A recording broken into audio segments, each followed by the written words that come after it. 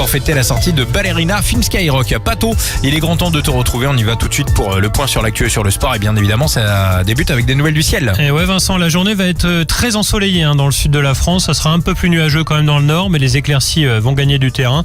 Et puis pour la suite de ce week-end de l'Ascension, il va faire beau et chaud vendredi et samedi quasiment partout. Mais ça tournera à l'orage dimanche. Les températures vont monter assez rapidement. Il va faire en moyenne ce matin 16 sur la pointe bretonne, 17 dans les Hauts-de-France et dans le Grand Est, 19 à La Rochelle et en région parisienne, 22 en Occitanie et dans la vallée du Rhône et 23 en PACA.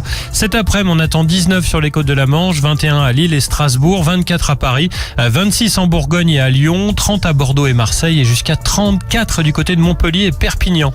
La pollution, la qualité de l'air est bonne, les indices entre 2 et 4. Les L2B, Coy Loré qui arrive pour le son et la Pato, c'est parti pour l'actu. Joël Le Squarnec condamné à 20 ans de prison, c'est la peine maximale. L'ex-chirurgien a été jugé pour viol et agression sexuelle sur près de 300 victimes.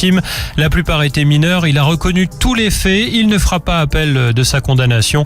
Les parties civiles déplorent que la rétention de sûreté n'ait pas été retenue. Les taxis n'ont pas dit leur dernier mot. Ils ont décidé de poursuivre le mouvement jusqu'à samedi à Paris et à Pau, la ville du Premier ministre. Les chauffeurs se disent déçus de leur réunion avec le gouvernement. Ils s'opposent à une réforme qui modifie leurs tarifs sur le transport des patients. L'assurance maladie doit faire des économies. Le chantier de la 69 va pouvoir reprendre. Après 3 mois d'arrêt, la Cour d'appel a autorisé la reprise des travaux pour construire l'autoroute qui doit relier Toulouse à Castres. Des militants écolos s'opposent depuis longtemps à ce projet. Ils appellent à une grande mobilisation début juillet. L'un d'entre eux menace d'entamer une grève de la soif.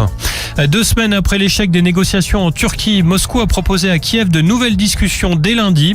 Les diplomates russes veulent présenter aux Ukrainiens un document pour exposer leurs conditions pour un accord de paix. Les Ukrainiens répondent oui à des pourparlers, mais ils souhaitent connaître les conditions à l'avance. On passe au sport, Pato. J-2 avant la finale de la Champions League. C'est demain que les Parisiens s'envolent pour Munich. Ils vont affronter l'Inter Milan, l'équipe qui a sorti le Bayern et le Barça, mais qui a aussi perdu la finale il y a 2 ans.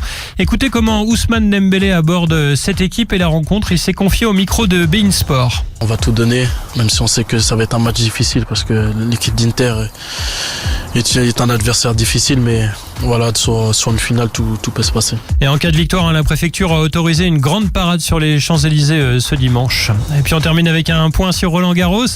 Carlos Alcaraz s'est qualifié pour le 3e tour. C'est fini pour Tsitsipas.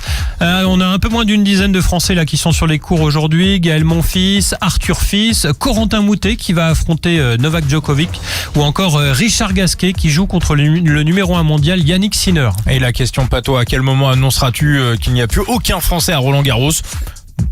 Je sais pas. Non, j'espère un peu plus tard quand même. Dimanche matin avec Maritel, voilà, il y a plus personne. Mais grosse force à Gasquet qui arrête après une fois qu'il a perdu Roland-Garros, il met fin à sa carrière. Donc j'espère qu'il va battre Yannick Sinner, même si ça paraît l'Everest comme dirait Bayrou. Exactement, ou Soprado.